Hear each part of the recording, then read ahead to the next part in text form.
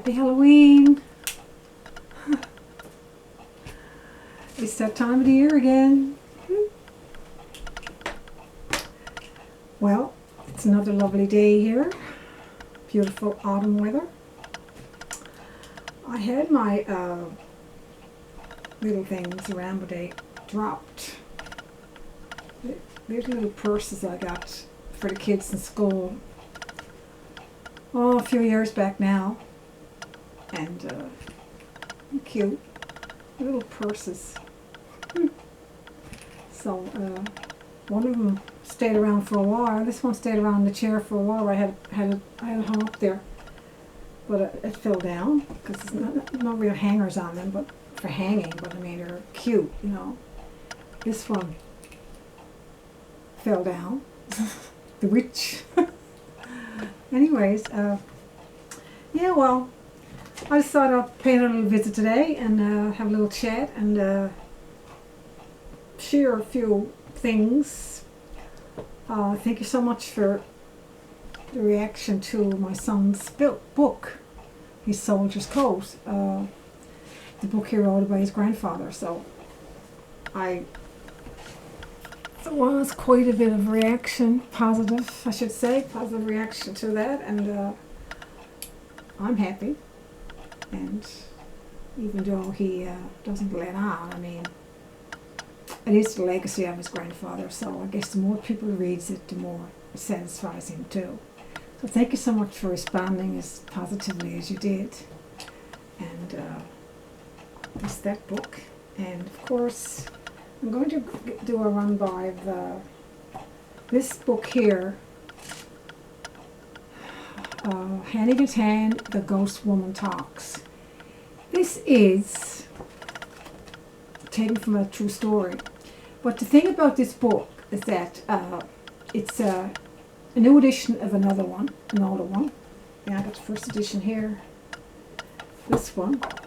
And the thing about this one, I mean, this one has an extra edition to it, an extended edition, an extended part added to it that I put in there to explain who was this mysterious woman.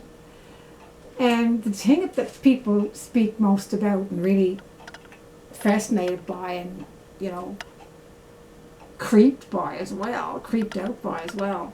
There's a Ouija board going on in this book. They find this person that's missing by means of a Ouija board. So Ouija boards are pretty scary things, and I guess some people today fool around with them, but I wouldn't touch one. I know that.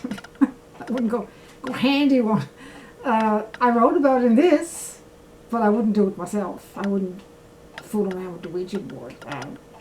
As kids, we used to play with them like you would play with a checkers game or something, or a Monopoly game. I don't think people realize it really is a spirit tool, and they're not to be trusted for sure. But I let my imagination run wild, and I put it in this book.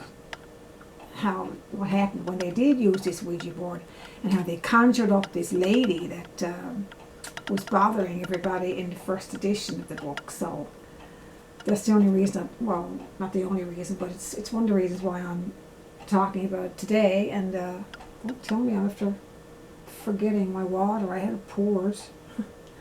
You have to hold on just for a second. I have to get my glass of water.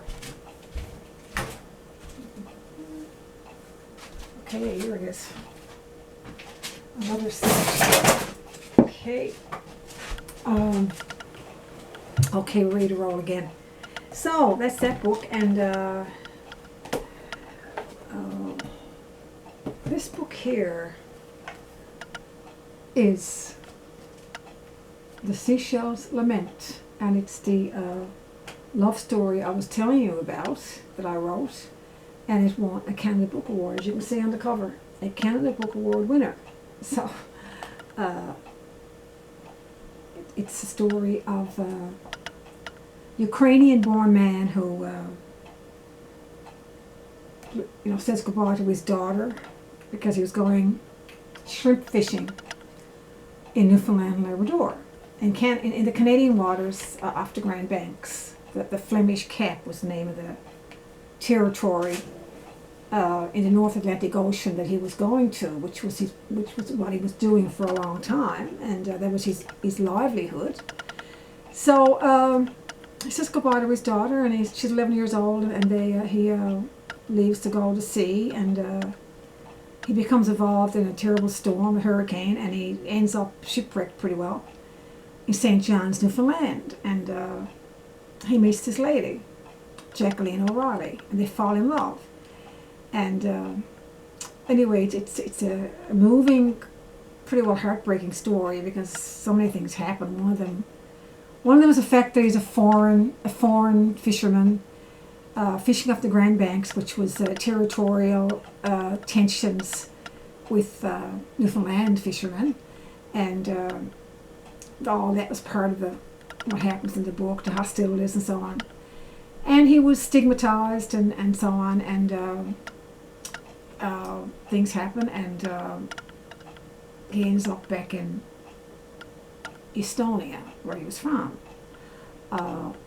And they were apart for something like 8 years, and each one of them didn't know the other one existed. So Jacqueline was heartbroken because she didn't know what happened to him, and she didn't know how to contact him or anything. And it's a haunting story, and something terrible happens to him. So you wonder if they ever get together again. So it had really great reviews, and they won a Candy Book Award. So it's so the back of the book, one of the reviews, I'll read from it. Not since the Bridges of Madison County has there been such a heart-wrenching read, from News and Observe Arts. I don't know how many of you saw the Bridges of Madison County, but it was quite the moving film at the time, and quite the moving book as well. And this is News and Observe Arts described the story as being on a par, comparable to the Bridges of Madison County. So anyway, I'll read the back cover. On a rain-soaked, windswept pre-Christmas night in St. John's, Newfoundland, prim and proper teacher Jacqueline O'Reilly is hit by a reckless urge to go bear hopping. What she finds in a dingy harbourfront pub where a foreign shipwreck captain is sojourning will forever alter the course of the rest of her life. Alexander Bovka is married, can hardly speak a word of English, and only in port long enough for his ship to be seaworthy again. What follows is the collision catalyst for tragic impossible chemistry, as these two unlikely lovers from opposite ends of the world find that one can't live without the other. Then the unthinkable happens. Jacqueline gets a goodbye letter with no return address, and years later is confronted by the fly-by-night sailor who broke her heart so long ago, and who is torched into the depths of her unforgiving soul. A searing saga of the elemental twists of fate that leave even the most cynical believing in the power of eternal love. That's the synopsis of the story. And it's available anywhere. It's available in physical copies all over the place. You can order it from Amazon. And with all my books, when I do YouTube videos, I'll leave the links at the bottom. So that's yours truly there. There. And this is the book. So that's that one. This is going to be, I'm on kind of a time limit here today, and so I had a much longer video planned, but we can't always depend on plans coming true or whatever.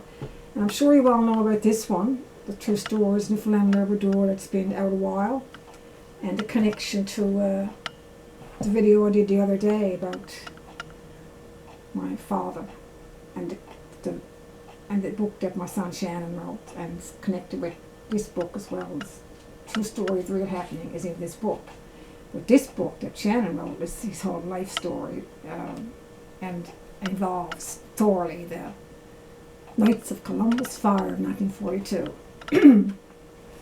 So,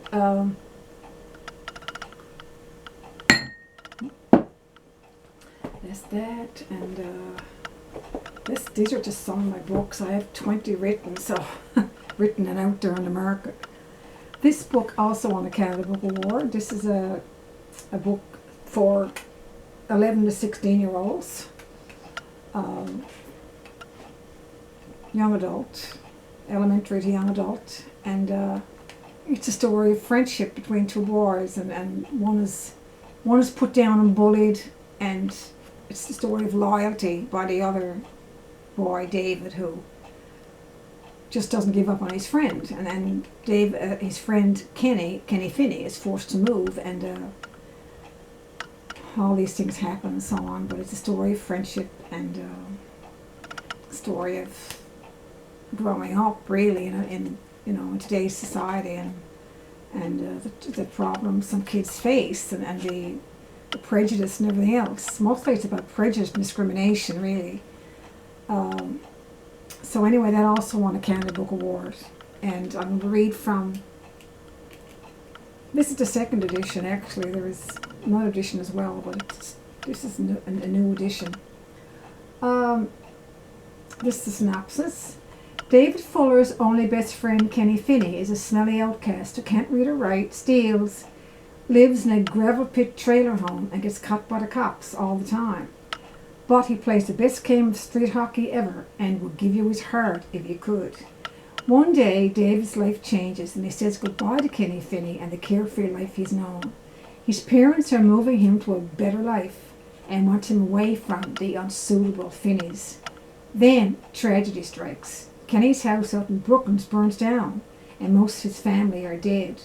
No one knows where Kenny is, or no one cares, until a determined 12-year-old boy with pain and hope in his heart takes it upon himself to travel hundreds of miles alone to find, dead or alive, the street kid nobody wanted and whose tragic plight awakens a startling awareness. And this won a Canada Book Award as well, along with, it has Reader's Favourite 5-Star Awards, Atlantic Books a Day Editor's Pick, and Canada Book Award, and along with other fantastic reviews that I received. So this is another picture of me on the back with the list of all my books, and some of the outline there where my books have been reviewed and so on. And so that's all. If you're interested, this can be had everywhere as well, and there'll also be a link to on the bottom. Christmas is coming, and a book, you can't give a child a better gift than a book, or you can't give yourself a better gift than a book. Reading opens a whole new world, and books are great friends, and I've known that since I was a child, because I'm a lifelong book addict, so you can't go wrong with a book.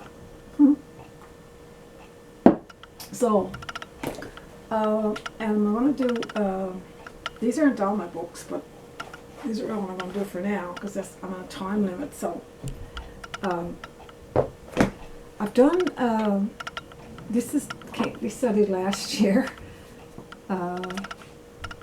Mumps Mania, a runaway virus tale. Now this is done completely in another video here, but I just flipped through.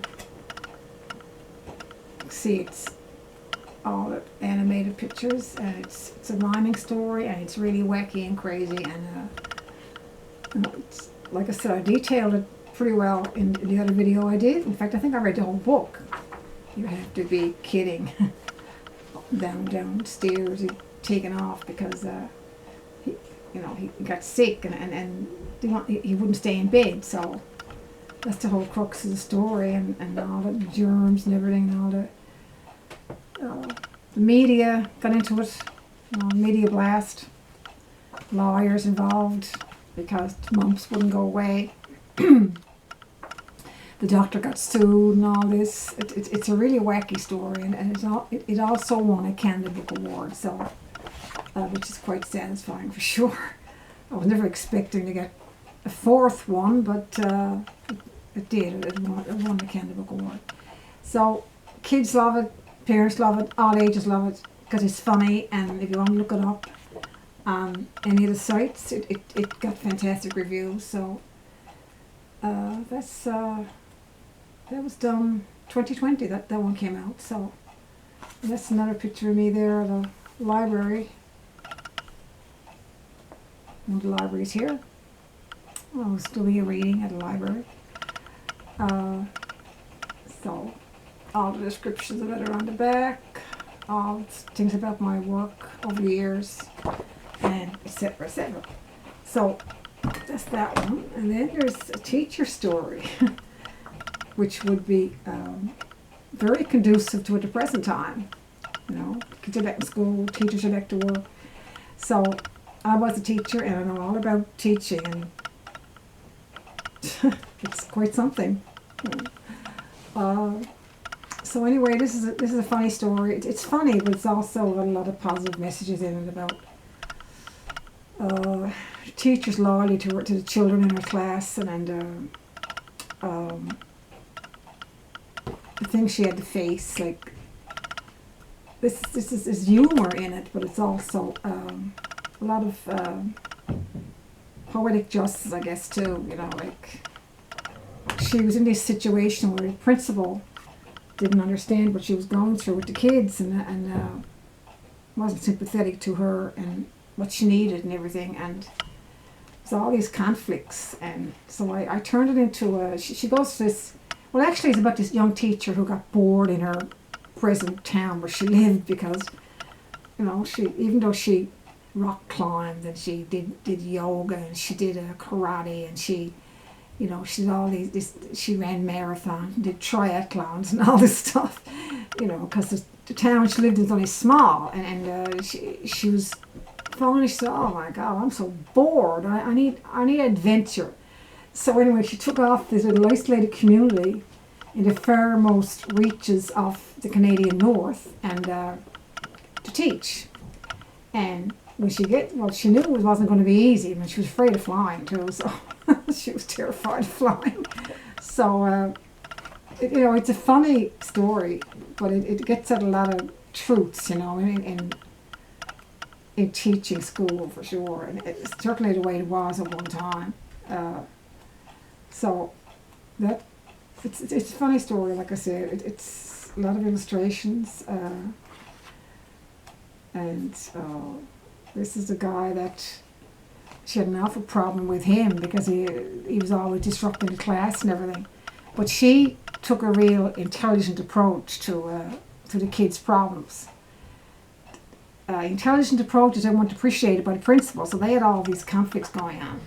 So and there she is there on the way home. She's exhausted after all day, and they were made to work long hours. They weren't treated very well, the teachers, and she had to deal with all that. But she certainly held her ground, and she came out a winner in the end, and so did the children. So there's the little girl that was drawing all the time, and there was a bully in the class that was always bothering her. So she had all these things to deal with, and there's the bully there. She had all these things to deal with, and but she didn't give up, even though there were 50 teachers before her that gave up and came home after only a few days or 3 weeks or 3 months, whatever. So it's called The Law-Breaking Adventures of Teacher Tabitha. So that's another fairly new book, and it's also on the market where you can buy it anywhere. So that's pretty well all the books I'm going to talk about today. I did promise I would, at least I think I got it on my, I'm going to put it on my heading, that I would show you a couple of family pictures. There's an old one of myself and Shannon and myself. We were on our way to the Arts and Letters Awards. Shannon had won for his poetry. That's back in the 90s. Shannon was in high school then, so that's what we were doing. This young Shannon. And there's another one of him making his first communion. Whew, a little dust on that one. Here he was at 7 years old. Shannon making his first communion. He was in grade 2. So, there's no greater treasure than your children. That's for sure. There's no greater gift in this world than your children. And even though they grow up and they get married and they have families of their own and so on, they're still your little boys and your little girls. They always will be. And my other son, my youngest son, that's a picture of he and I at his high school, during his high school graduation. We were just leaving to go to the formal ceremonies at hotel here. So that's Barry at his high school graduation, or during his high school graduation. So, one more today. This is myself and the boys and our dog, Shannon and Barry and myself. As you can see, my hair is much different. And our dog Scamp. And this dog was the genesis and the inspiration behind one of my most awarded books of all, Hairs on Beard, which is a story about a dog. Our dog. It was not, well, I mean, it's a story about a dog, but it was brought to life because of this little guy here. He was small, but I'd tell you, he had a big bark, and he shed, and he shed, and he shed, and he shed. So the story is, pretty well about taking care of your dog and exercising him and brushing him and so on and so forth. But it was a rhyming story, and it just wow! I was like totally flabbergasted at where it went in awards and popularity and so on. It's also in French translation as well. So this is the little guy that's responsible for all that. So, and these are my two boys. Barry, that's his first communion there. Shannon is Barry was 7 or 8 I think. Shannon was 11 there. So, I'll be sharing some family photos along the way.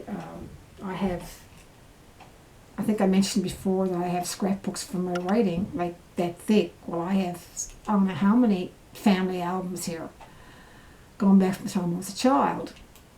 And believe you me, they're pretty thick too. So, I treasure them, and every now and again I intend to show you some snapshots from my life and my family. So I'll do that every now and again. Probably even next time I'll show you a few more. But today I just wanted to come by and say hi, and hi again, and thank you for tuning in, and thank you for your lovely appreciation of my son Shannon's book, The Soldier's Code. Thank you so much for your appreciation of that story. And thank you for checking out my channel, Geraldine's Writing World. So I'm still not, I will be in my office. I planned to be in it by now actually, but this has been such a warm summer, and it extended into a warm fall, and nobody's in the mood for, fixing up and doing any carpentry work and moving things and things like that. So that's what needs to be done before I get really, really organized. There are a lot of things in there that need to be taken out of it and so on. So when I get things the way I want it, I will certainly show you more of my stuff and so on. So in the meantime, I guess you'll find me here at my perch. So anyways, I hope you enjoy the rest of the autumn. It's a beautiful season. It's the most beautiful season of all, and always my favorite season. So take care, and I'll see you again soon. Bye.